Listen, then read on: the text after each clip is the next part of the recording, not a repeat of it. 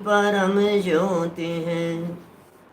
समं समस्तैरनंत पर्यायै दर्पणतलैव सकला प्रतिफलति पदार्थमालिका यत्र परमागमस्य बीजं निषिद्धजात्यन्धसिन्धुर्विधानं सकलनयविलसितानां विरोधमथनं नमाम्यनेकान्तम्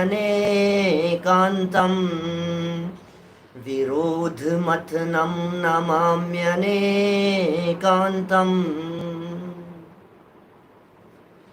परमागम के सार रूप यह पुरुषार्थ सिद्धि उपाय नामक ग्रंथ है। आचार्य अमृतचंद्र स्वामी की अनुपम रचना, अध्यात्म और चरणानुयोग का सुंदर सुमेल इस ग्रंथ राज में दिखाई देता है। यह अनुपम ग्रंथ हमारे महाभाग्य से हमें उपलब्ध है। लगभग 1000 वर्ष पहले इस ग्रंथ की रचना हुई और आज भी हूबहू इसके सभी शब्द हम तक आ गए हैं, तो इसमें निश्चित तौर पर हमारा ही कुछ सद्भाग्य है।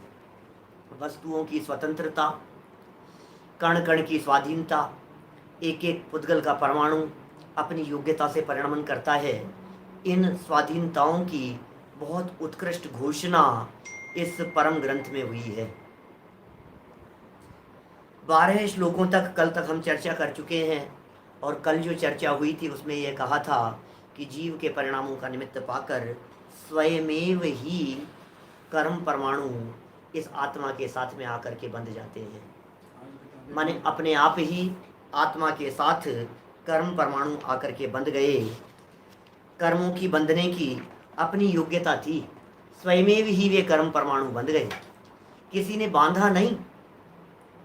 कर्मों के परमाणुओं को परिणमन करने की अपनी योग्यता, और निमित्त कौन था? रागादि भाव। इधर राग द्वेष के भाव हुए और उधर कर्म परमाणु योग्यता से परिणमित हो गए। कर्म परिणमित हो गए, आत्मा के साथ में अपनी ही योग्यता से आकर के चिपक गए। किसी ने चिपकाया नहीं, किसी ने बांधा नहीं है, कोई उसमें हस्तक्षेप करने वाला नहीं। कितनी संख्या में कर्म परमाणु आएंगे?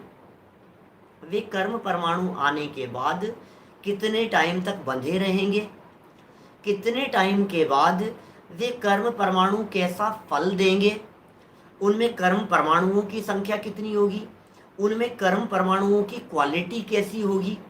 उनमें कर्म परमाणुओं की जाति, जैसे कहते हैं प्रकृति, वो प्रकृति किस प्रकार की होगी? ज्ञान को आवरण करने की प्रकृति है, या दर्शन को आवरण करने की प्रकृति है, या फिर किसी और को, संयोगों को उदयानुसार अनुकूल और प्रतिकूल बनाने की शक्ति है। साता वेदनीय है, असाता वेदनीय है। एज कितनी होगी और कितने समय बाद में यह जीव इस शरीर को छोड़कर दूसरे भाव में चला जाएगा? माने समझना, कोशिश करना। हम क्या कह रहे हैं आपको? हम ये कह रहे हैं इन कर्म परमाणुओं में कितने काम हो रहे हैं। क्या इन कर्म परमाणुओं में कितने प्रकार के काम होते हैं?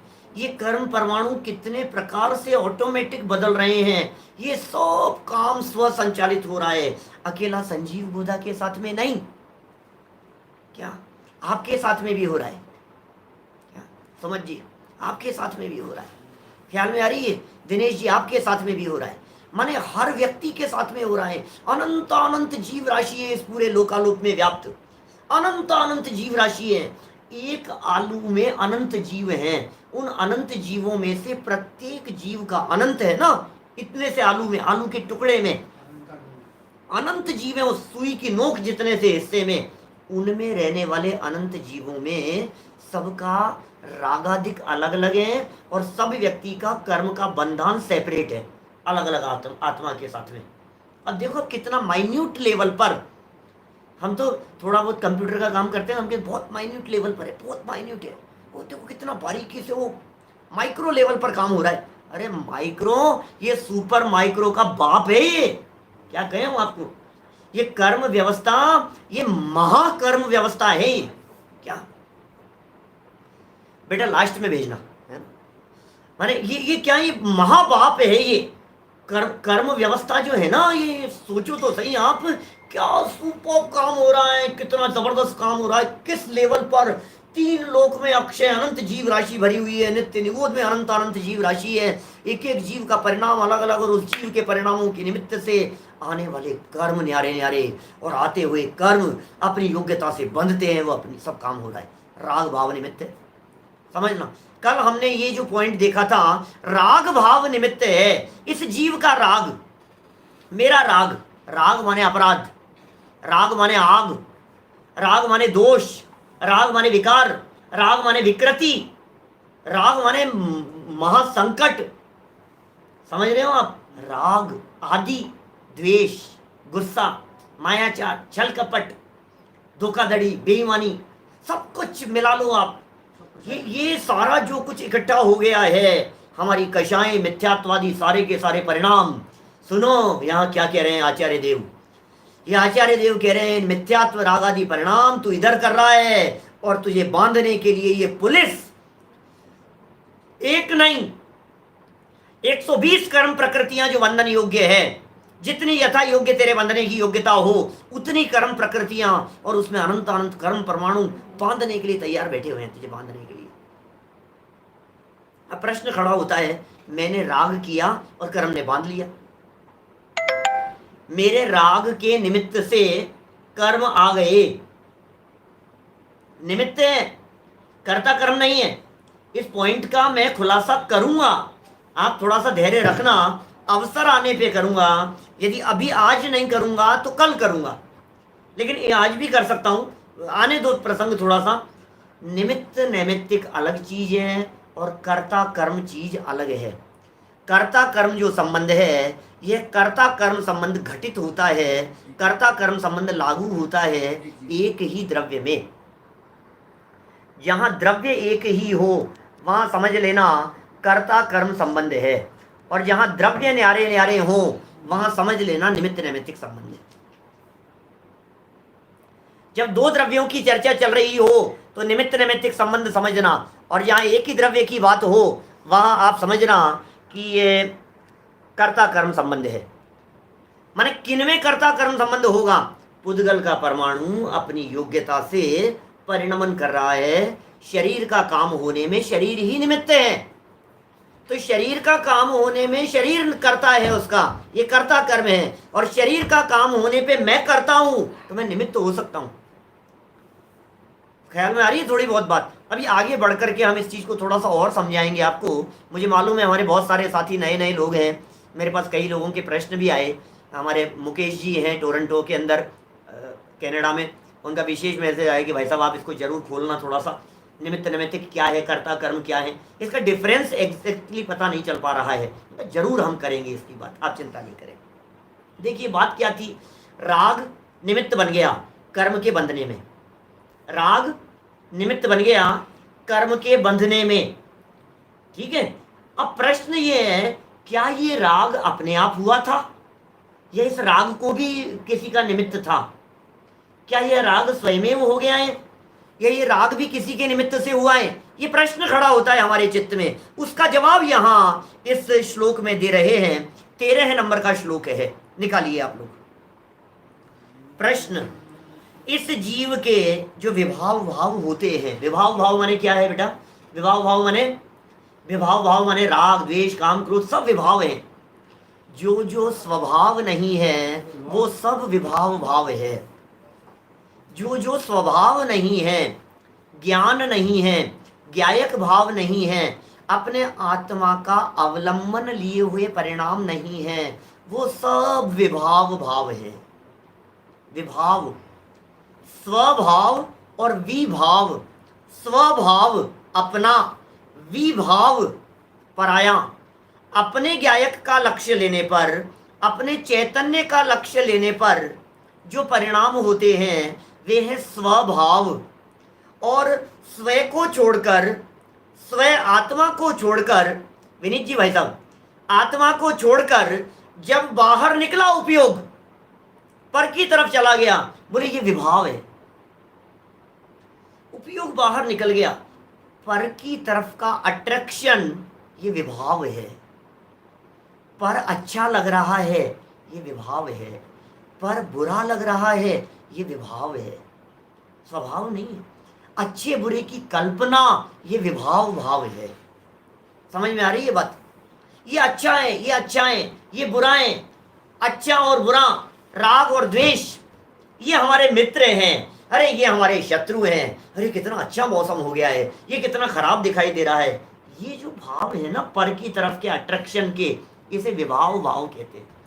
और जहां पर की तरफ का अट्रैक्शन नहीं होता, पर की तरफ दृष्टि नहीं होती, दृष्टि अपने स्वभाव की तरफ होती है, उसे विभाव नहीं कहते, उसे स्वभाव कहते हैं। ख्याल में आ रही है बात?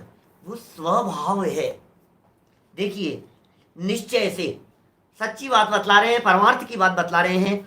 निश्चय से अपने चेतना स्वरूप रागादि परिणामों से, रागादि परिणाम चेतना स्वरूप हैं, अपने हैं, उन परिणामों से स्वयं ही परिणमन करते हुए आत्मा, स्वयं ही परिणमन करते हुए पूर्वोक्त आत्मा, वही आत्मा, पूर्वोक्त आत्मा के भी पौद्गलिकम, पुद्गल संबंधी कर्म, ज्ञानावरणादि द्रव्य कर्म निमित्त मात्रम भवती, निमित्त मात्र होता है। ज्ञानावरणादि कर्म ये निमित्त मात्र होता है। समझ में आ रही है बात? ज्ञानावरणादि कर्म निमित्त बन रहा है। हो ज्ञानावरणादि कर्म, भाई साहब, विनोद जी भाई साहब, तीन लोक में जीव अनंत नहीं है, सिर्फ निगोदिया जीव और सिद्ध भगवान ही है। ये जो आप कह रहे हैं बात आपकी ठीक है, लेकिन हम निगोदिया तीन लोक में नहीं है क्या है? हमने तीन लोक में अनंत जीव कहे हैं, तो निगोदिया जीव तीन लोक के बाहर रहते हैं क्या? हमें भी खबर है इस बात की जो आप कह रहे हैं। हम जो बात आपको कह रहे हैं, तीनों लोकों में निगोदिया जीव फैले हुए हैं कि नहीं? क्या निगोदिया जीवों को आप तीन लोक से बाहर समझते हो? निगोदिया जीव भी तीन लोक में ही है, तीन लोक के बाहर नहीं है कोई भी। और सिद्ध भगवान भी तीन लोक में ही है। निगोदिया जीव अनंत हैं, बाकी जीवों की संख्या अनंत नहीं है।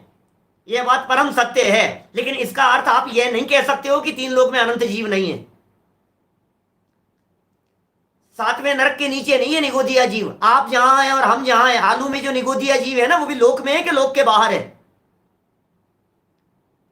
हम समझ रहे हैं, आपका बहुत अभ्यास है, आप बहुत अच्छे विद्वान हैं, लेकिन उसके बावजूद भी हम जो बात कह रहे हैं, आप उसको काटते हुए कोई भी शब्द यहां न लिखे, मेहरबानी करके। हमें खबर है इस बात की। मतलब हमने एक वाक्य कह दिया तीन लोक में अनंत जीव है, और आप ये कह रहे हैं कि उसमें अनंत नहीं। कैसे कैसे बात कर रहे हैं आप? अनंत हैं जीव, तीनों लोकों में अनंत जीव हैं। देखिए आप, और सारे के सारे जीव विभाव भाव रूप परिणमन कर रहे हैं सिद्ध परमात्मा को छोड़ करके।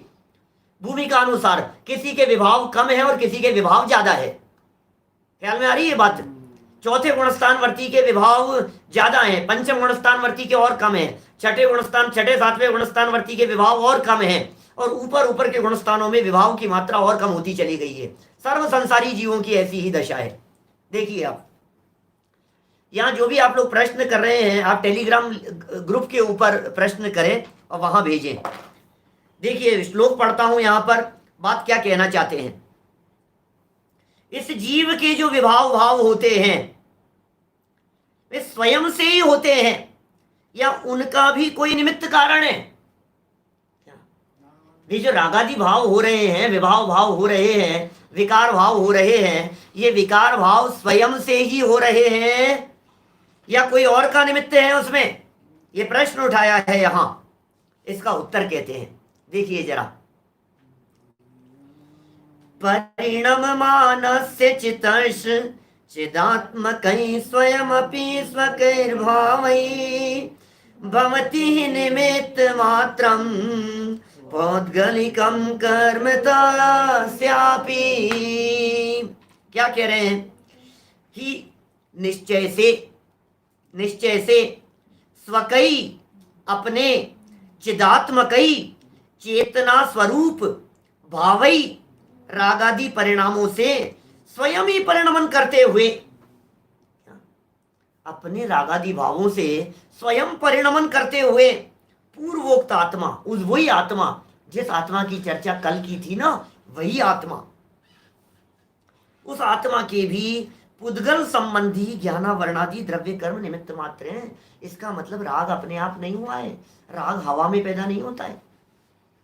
ये रागादि विभाव भाव पर के आश्रय से उत्पन्न होते हैं क्या? रागादि विभाव भाव अपने अपने करने से उत्पन्न हो रहे हैं, तो कोई निमित्त से उत्पन्न होते हैं, निमित्त भी है कोई ना कोई, ऐसा नहीं है स्वभाव के आश्रय से नहीं होंगे, कोई ना कोई उसमें निमित्त जरूर बनेगा। क्या पुद्गल निमित्त बने, ज्ञानावरणादि निमित्त बनेंगे। जैसे मान लीजिए गुस्सा आया, अब प्रश्न है गुस्से में निमित्त कौन बना? कोई ना कोई परद्रव्य निमित्त बनेगा। नहीं साहब गुस्सा तो बहुत तेज आ रहा है लेकिन कोई नहीं है सामने, ऐसा कैसे होगा? ऐसा कैसे होगा बताओ? नहीं मेरे को ना राग का भाव आ रहा है, बहुत प्रेम उमड़ रहा है, किसके ऊपर? कि किसी के ऊपर नहीं। पागल है, हंसी आ रही है बहुत तेज तो क्यों आ रही है तेरे को भाई हंसी? क्या हो गया? कोई हंसी का कारण? नहीं नहीं नहीं कुछ भी नहीं है, कुछ भी नहीं है। तो फिर दिमाग ठीक है तेरा? हंसी क्यों आ रही है? हंसना, रोना, राग करना, द्वेष करना, घमंड करना, मायाचार करना, छल कपट करना, जितनी बातें हम कह रहे हैं ये सारे के सारे विभाव भाव हैं, और ये सारे के सारे विभाव भाव पर के आश्रय से होते हैं, पर की तरफ दृष्टि देने से होते हैं। माने यदि आप पर की तरफ दृष्टि देंगे तो विभाव भाव खड़े होंगे, निमित्त कोई ना कोई बनेगा। हवा में नहीं होते विभाव भाव, हवा में नहीं होता, निमित्त कोई बनेगा। बोले निमित्त क्या है ये बताओ?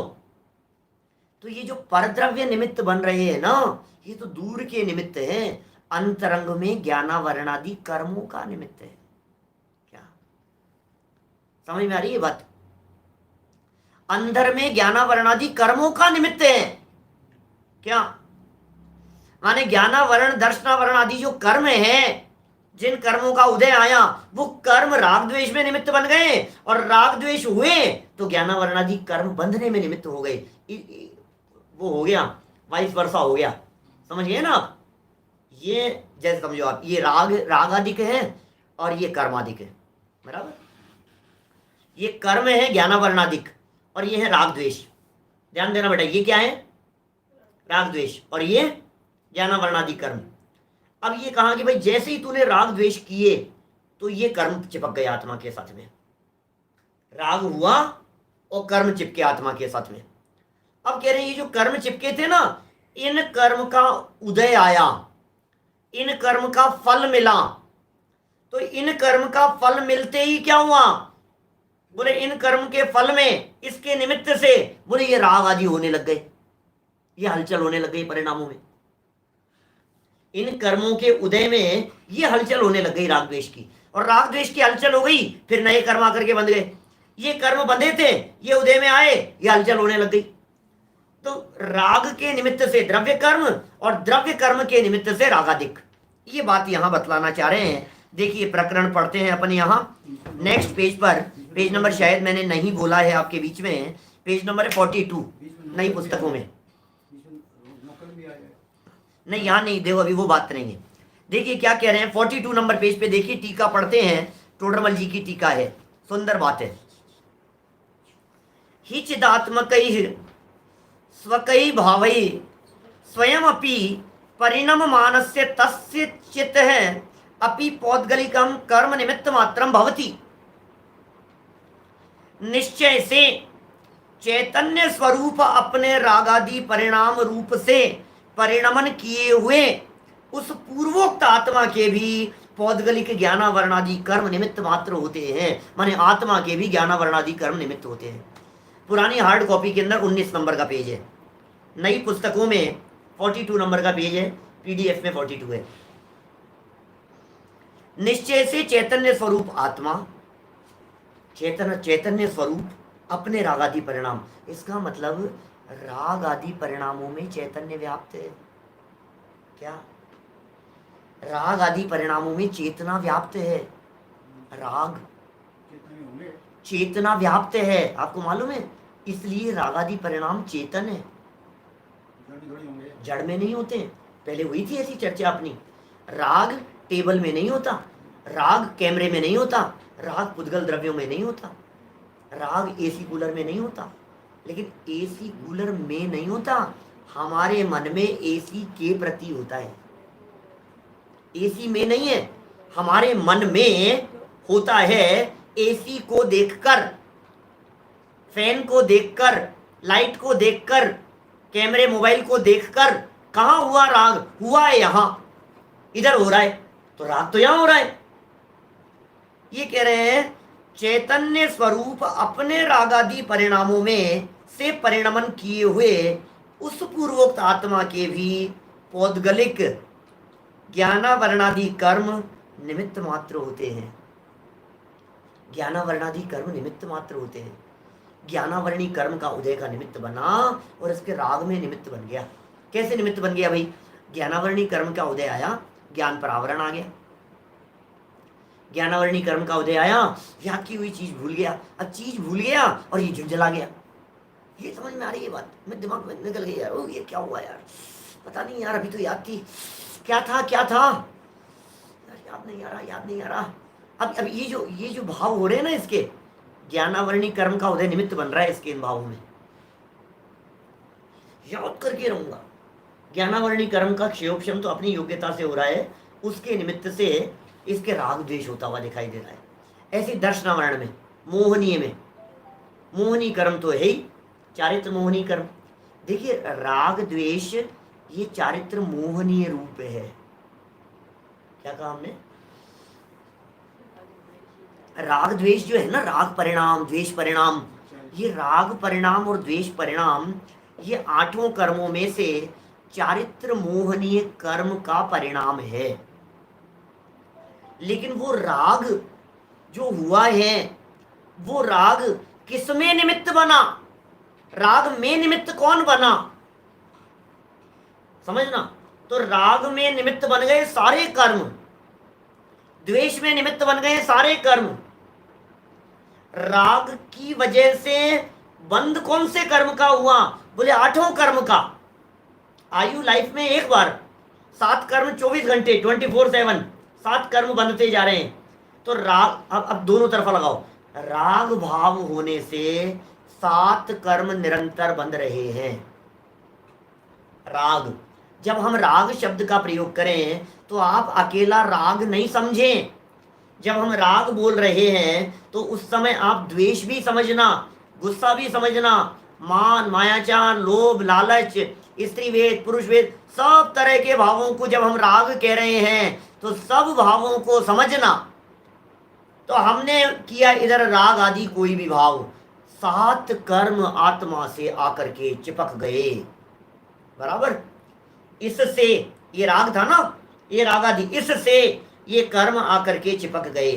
अब सुनो, अब इधर आया उदय, तो अब ये राग परिणाम कौन से कर्म के उदय में होंगे? बोले सुनो, जब चूंकि बंध में राग के उदय में बंध 7 का हुआ था ना, अब 8 का उदय आ रहा है। उदय 8 का चल रहा है। ज्ञानावरणी का भी उदय चल रहा है, ज्ञान पर आवरण हो रहा है, दर्शन पे आवरण हो रहा है, मोहनी कर्म का उदय हो रहा है, पर पदार्थ के साथ में तन्मयता कर रहा है, अंतराय कर्म का उदय हो रहा है, काम में विघ्न बाधाएं पड़ रही हैं, आयु कर्म का उदय है, लाइफ स्टाइल चल रही है, गोत्र कर्म का उदय, उच्च नीच गोत्र है, नाम कर्म के उदय से शरीर व्यवस्थाएं हैं, वेदनीय कर्म के उदय से संयोग है, सब कुछ। बराबर? तो बोले अब ये जो कर्म का जो उदय बना, बोले ये उदय 8 ही कर्म का उदय वापस राग द्वेष में निमित्त बन गया। राग द्वेष के निमित्त से 7 कर्म बन गए और 8 कर्मों का उदय वापस राग द्वेष में निमित्त बन गया। दोनों तरफा हो गई ये बात। राग से 8 कर्म बनेंगे और 8 कर्मों के उदय में वापस राग द्वेष के का निमित्त बन जाएगा। राग करेगा तो अब देखो जरा भावार्थ में क्या कह रहे हैं। इस जीव के रागादि विभाव भाव अपने आप ही, इस जीव के, इस जीव के, इस माने कौन आर्जव? ये इस जीव के रागादि विभाव भाव, मायाचार का भाव आया, लोभ लोभ लोभ पनप रहा है अंदर में, विभाव भाव अपने आप ही नहीं होता। अपने आप ही राग पैदा नहीं हो गया, अपने आप ही गुस्सा नहीं आ गया, अपने आप ही मायाचार का परिणाम नहीं हो गया, अपने आप ही लोभ लालच का भाव नहीं आ गया। आप समझ रहे हैं? स्वयं नहीं होगा। क्यों क्यों नहीं होगा भाई साहब? अपने आप क्यों नहीं होता? अपने आप ही नहीं होता। ब्रैकेट में क्या लिखा है? स्वयं के अवलंबन से नहीं होता। अपने आप माने अपने अवलंबन से नहीं होता। यदि अपने ही से हो तो वह भी, राग भी, वह माने विभाव भी ज्ञान दर्शन की तरह स्वभाव भाव हो जाए। जैसे ज्ञान आत्मा का स्वभाव है, दर्शन आत्मा का स्वभाव है, जानना देखना आत्मा का स्वभाव है। जानने देखने के लिए कर्म नहीं चाहिए, कर्म की जरूरत नहीं है। ज्ञानावरणादि कर्म नहीं चाहिए। ज्ञानावरणादि कर्म का क्षयोपशम है तो भी ज्ञान है, और ज्ञानावरणादि कर्म का खात्मा हो जाएगा, नष्ट हो जाएगा तो भी ज्ञान परिपूर्ण रहेगा। बात समझ में आ रही है?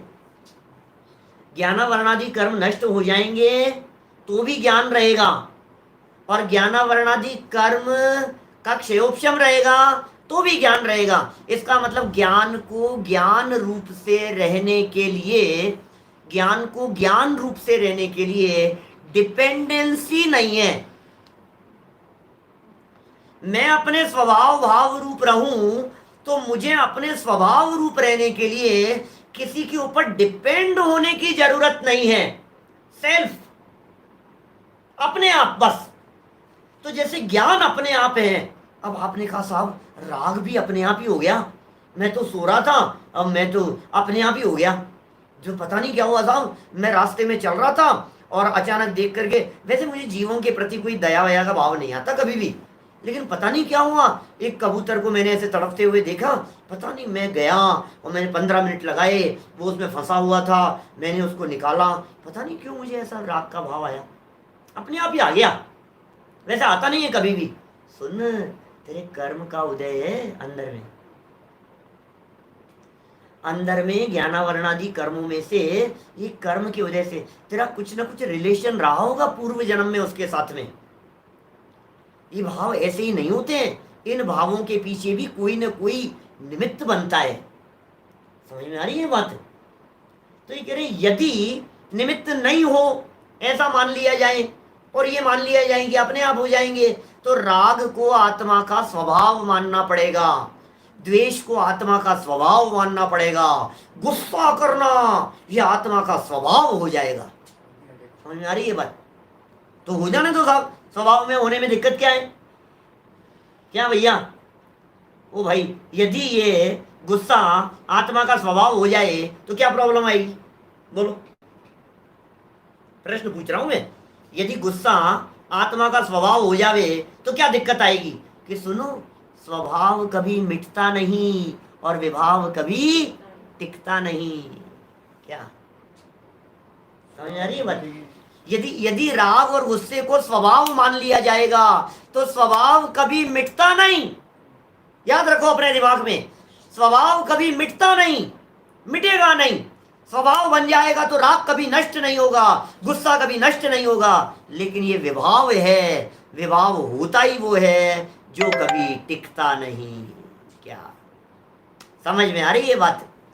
विभाव होता ही वो है जो कभी टिकता नहीं। अरे हम आपको यह कहें कि आप शांत रहो तो आप बहुत लंबे काल तक शांत रह सकते हो, लेकिन जिनका गुस्सा बहुत तेज हो, हम उनसे कहें गुस्सा करना भैया, हमने सुना है आपका गुस्सा बहुत तेज है। बोलो भाई, भैया हमने आपके पिताजी से सुना है आपका गुस्सा बहुत तेज है, करो थोड़ा सा, करो गुस्सा। कैसे करूं? ऐसे कोई गुस्सा तो कोई ऐसे कोई करता है क्या? कोई गुस्सा तो जब तो कर नहीं सकता। कोई व्यक्ति गुस्सा कर रहा हो, बहुत तेज गुस्सा कर रहा हो, उसको कहो जस्ट मेंटेन, मेंटेन करो आप अपने गुस्से को। मेंटेन नहीं कर सकता वो, गुस्सा मेंटेन नहीं होता, राग मेंटेन नहीं होता, कषाय मेंटेन नहीं हो सकती।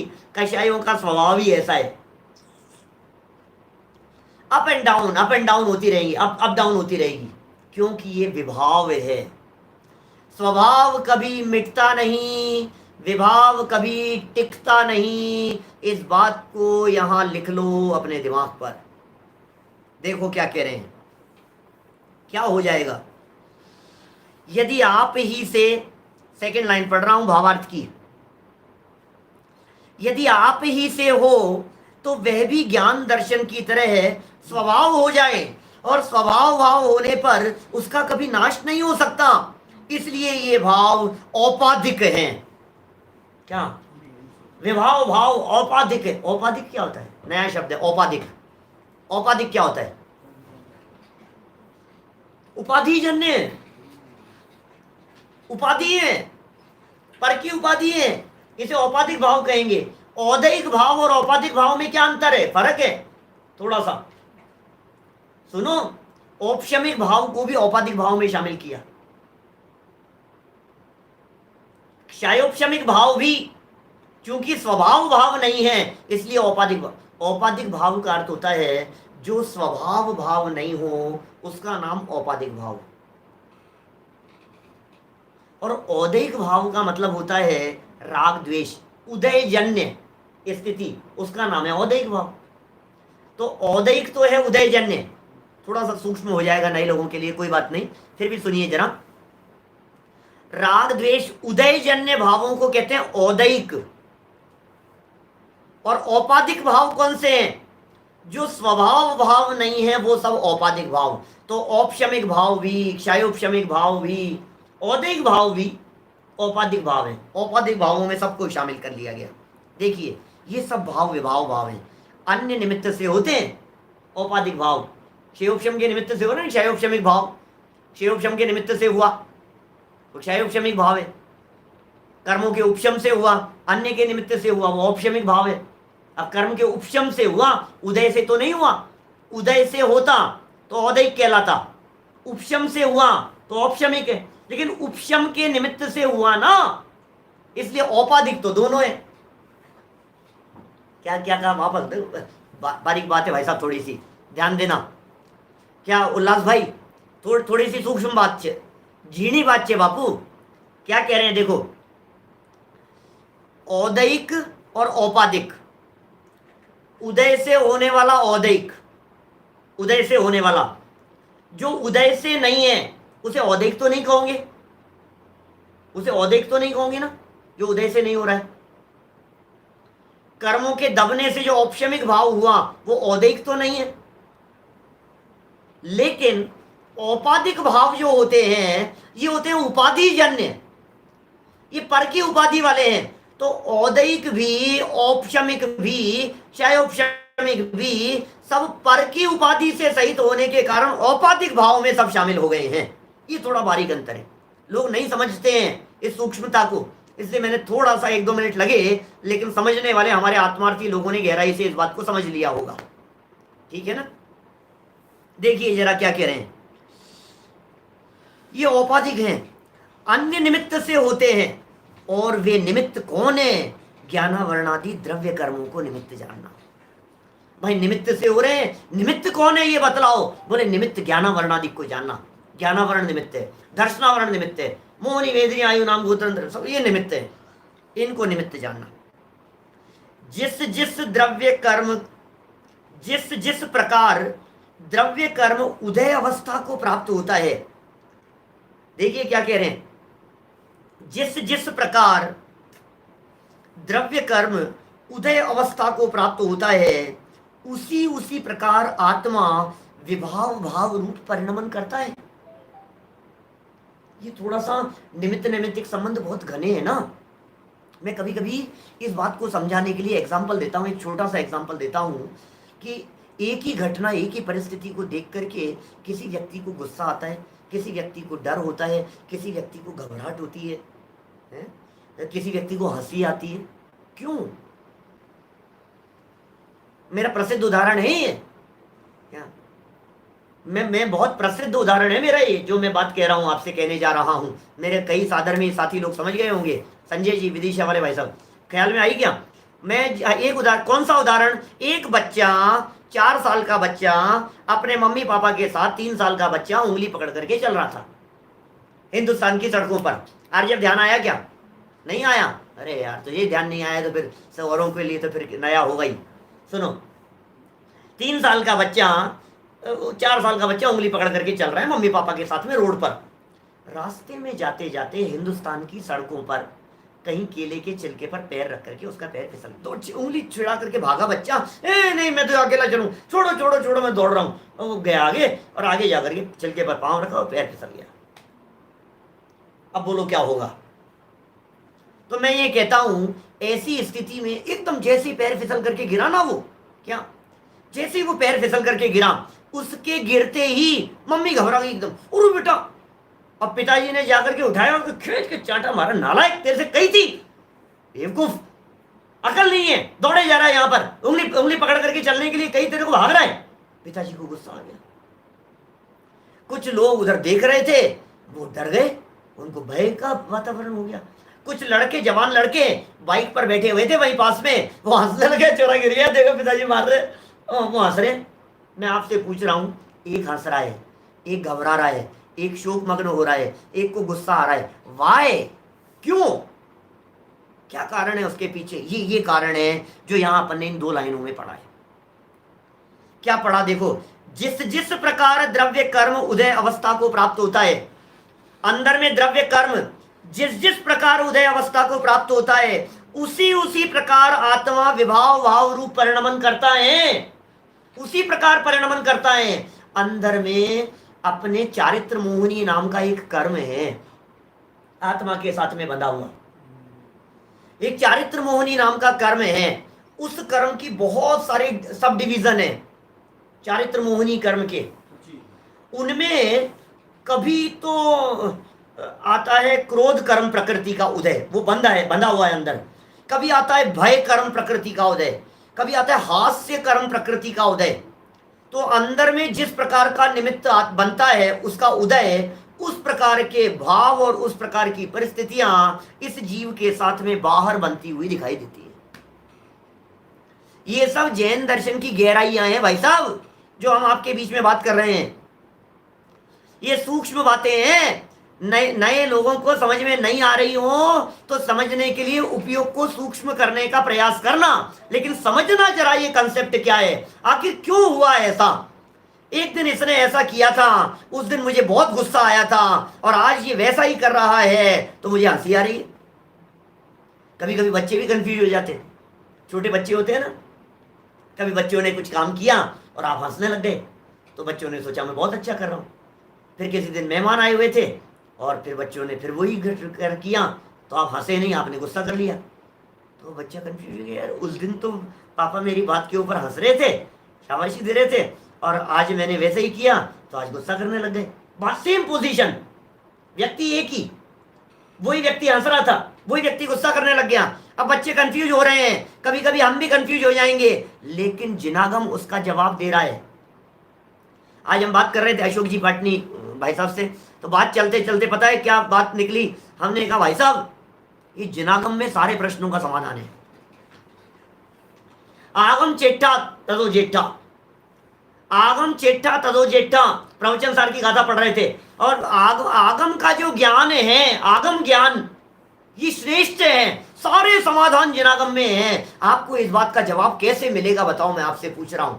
कौन सी बात का जवाब? आपने उस दिन इसी बात पर मेरे को शाबाशी दी थी और आप इसी बात के ऊपर मेरे को गुस्सा कर रहे हो, क्यों? बतलाओ मेरे को। क्योंकि उस दिन इनके अंदर में हास्य कर्म प्रकृति का उदय था और आज इनके अंदर में क्रोध कर्म प्रकृति का उदय चल रहा है। ये जिनागम जवाब दे रहा है। यदि ये जिनागम नहीं होगा तो जवाब कौन देगा इस प्रश्न का? कैसे जवाब मिलेगा हमारे को बताओ? माने यदि ये जिनवाणी नहीं हो तो हमारे को इन बातों का जवाब कैसे मिले? कितनी गजब की बात है। देखो क्या कह रहे, फिर प्रश्न खड़ा हुआ, पुद्गल में ऐसी कौन सी शक्ति है कि जो चैतन्य को विभाव भाव रूप परिणमन करवा देती है? निमित्त निमित्त का ध्यान देना, ऐसी कौन सी शक्ति है यार पुद्गल में? तो पुद्गल हमारे को परिणमित करा रहा है, तो बात जची नहीं हमारे को बिल्कुल भी। पुद्गल ने हमारे को कैसे परिणमित करा दिया? पुद्गल में ऐसी कौन सी शक्ति आ गई? पुद्गल तो अचेतन है, पुद्गल तो जड़ है, वो मुझे कैसे परिणमन करा रहा है? हो जाता है भैया, हो जाता है, पौद्गलिक शक्ति है, निमित्त नैमित्तिक संबंध है, इसमें कोई ज्यादा बात नहीं है। वस्तु स्वतंत्रता अलग चीज है, लेकिन स्वतंत्रता के साथ साथ में भी निमित्त नैमित्तिक संबंध भी बहुत है, आपस में बहुत घने हैं। मैं नहीं कह रहा हूं, ये इन्हीं टोडरमल जी साहब ने मोक्ष मार्ग प्रकाशक ग्रंथ में लिखा है, निमित्त नैमित्तिक संबंध बहुत घने हैं, और इतने घने हैं कि उनकी वजह से हमें भ्रांति हो जाती है कर्ता कर्म पने की। क्या इतने घने हैं निमित्त नैमित्तिक संबंध। अब वो समझ आ रहे हैं। नीचे मोहन धूल का उदाहरण दिया, मोक्ष मार्ग प्रकाशक में उदाहरण दिया ना मोहन धूल का, वही उदाहरण दे रहे हैं। उत्तर, जिस प्रकार किसी मनुष्य के सिर पर, कोई मनुष्य उसके सिर पर, जिस प्रकार किसी मनुष्य के सिर पर मंत्र पड़ी हुई धूल डाल दी हो, धूल डाली हो, तो उस धूल के निमित्त से वह पुरुष स्वयं को भूलकर, क्या मंत्र पढ़ दिया, मंत्र पढ़ा किसी धूल के ऊपर किसी व्यक्ति ने, और वो मंत्रित की हुई धूल वो किसी के ऊपर पटक दी। अब वो धूल उस व्यक्ति के सर पर पड़ी। ऐसे बहुत केस होते हैं, बहुत होते हैं इस तरह के केस। आपके हिंदुस्तान में, यहाँ भी अपने शहरों में तो नहीं सुनने को मिलते, गाँव में बहुत केस होते हैं। और मुझे तो आश्चर्य हुआ, मैं नैरोबी में था, भानेंद्र जी भाई साहब, नैरोबी में जब मैं था, मुझे कई घरों में कई लोगों ने ऐसे किस्से सुनाए। आए दिन इस प्रकार की घटनाएं घटती है। पता नहीं क्या हो जाता है, व्यक्ति अपने जेवर उतार करके दे देता है। नैरोबी की बात कर रहा हूँ, केनिया अफ्रीका की बात कर रहा हूँ। पता नहीं क्या होता है। ये व्यक्ति पीछे पीछे उसके साथ में अपने घर लेकर के आ जाता है, किसी व्यक्ति को निकाल करके खोल करके सामान दे देता है, फिर घंटे 2 घंटे बाद में होश आता है, ये क्या हुआ। ऐसा बहुत हो जाता है। सुनो क्या कह रहे हैं, जिसके ऊपर पड़ी उस धूल के निमित्त से वह पुरुष स्वयं को भूलकर नाना प्रकार की विपरीत चेष्टाएं करता है। नाना प्रकार की माने विविध प्रकार की, नाना प्रकार की माने अलग अलग प्रकार की चेष्टाएं करता है। मंत्र के निमित्त से उस धूल में ऐसी शक्ति हो जाती है, निमित्त मंत्र का धूल में शक्ति हो जाती है कि वह बुद्धिमान मनुष्य को विपरीत परिणमन करवा देती है। लो, ऐसी शक्ति प्रकट हो जाती है धूल में। धूल तो पुद्गल ही है, पुद्गल में ऐसी पावर हो जाती है जिसकी वजह से वो करवा देती है। अब जैसे देखो, अभी धूल को तो मानने में कई लोग ऐसे भी हैं, कई साइंटिफिक बात करने वाले होंगे, कई अरे पंडित जी हम नहीं मानते इन सब बातों को, ये बातें हमें पता नहीं लगता है, ऐसा है। ये कह रहे हैं क्या वशीकरण होना संभव है क्या, ऐसे प्रश्न उठते हैं दिमाग में। आप कैसी बात कर रहे हो यार, ऐसा कैसे हो जाएगा। देखो, अच्छा ये तो नहीं मानते आप, मेडिकल साइंस को तो मानते हो क्या। मानते। मेडिकल साइंस में ऐसा नहीं होता है कि कोई दवाई लगा दी जाती है, इंजेक्शन लगा दिया जाता है, फिर आपका ज्ञान शिथिल हो जाता है। बोलो कैसे हो गया। अब कुछ ना हुआ, पुद्गल ही था ना आगे वो, जो उसने एनेस्थीसिया लगा दिया, जो उसने इंजेक्शन लगा दिया, बेहोशी का इंजेक्शन लगा दिया, फिर आपने कहा बोलो गिनती 1 2 3 4। क्या हुआ, ये क्या हुआ। आपका ज्ञान कहाँ चला गया, आपकी शक्ति कहाँ चलेगी। बुलवाते हैं, हाँ बेहोश हुआ कि नहीं हुआ, बिल्कुल बुलवाते हैं। उसका असर कितना हुआ है ये दिखाते हैं। बहुत सारे लोग, डॉक्टर्स भी सुन रहे होंगे सामने। माने मेरा कहने का मतलब ये है, ये पौद्गलिक शक्ति की बात है। मैंने एक दिन आपको हवाला दिया था मेरे आर्टिकल का। माने पुद्गलों में कितनी प्रकार की शक्तियां पाई जाती है, मारक शक्तियां पाई जाती है पुद्गलों के अंदर। ये वशीकरण मंत्र अधिक होते हैं इस तरह के, लेकिन उलझना मत, क्योंकि मंत्र साधनाएं आसान काम नहीं है। कितनी तरह की चीजें होती है, कितना अक्षर, कितनी शुद्धि, कितनी विशुद्धि, कितनी तरह की बातें उसमें नहीं, तो बस की बात नहीं है आपकी, आप नहीं कर पाएंगे। और थोड़ा बहुत भी गड़बड़ हो गया तो फिर देव प्रकट होने की जगह राक्षस प्रकट हो जाएगा। ये और समझ लेना क्या।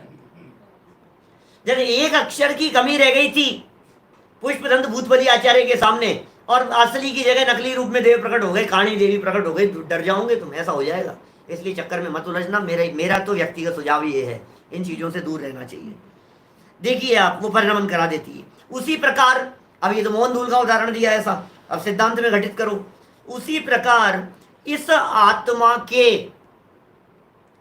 प्रदेशों में, प्रदेश माने आत्मा के क्षेत्र, एरिया, एक्चुअल जो एरिया है आत्मा का, प्रदेशों में रागाधिक के निमित्त से बंधे हुए पुद्गलों के निमित्त से, माने राग के निमित्त से कर्म बंधे थे, और जो बंधे हुए कर्म हैं उन पुद्गलों के निमित्त से, पुद्गलों के निमित्त से माने कर्म के निमित्त से यह आत्मा अपने आप को भूलकर, ज्ञानावरणी कर्म का उदय आया, अपने आप को भूलकर नाना प्रकार के विपरीत भाव रूप परिणमन करता है। इसके विभाव भावों के निमित्त से, राग द्वेष के निमित्त से पुद्गल में ऐसी शक्ति हो जाती है जिसे अनुभाग शक्ति कहते हैं, जिसे पावर कहते हैं, है ना।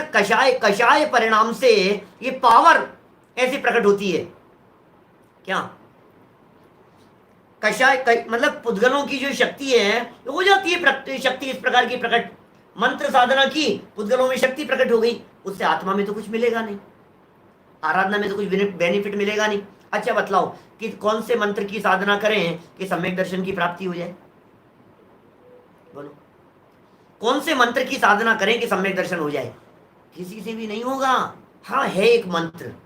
बोले क्या बात कर रहे हो साहब, सम्यक दर्शन की प्राप्ति का भी मंत्र है? कि हाँ, हूं परमात्मा छू एम नक्की कर, एम निर्णय कर, एम अनुभव कर, है सब द्रव्य स्वतंत्र जगत में, कोई न किसी का काम करे। ये मंत्र है।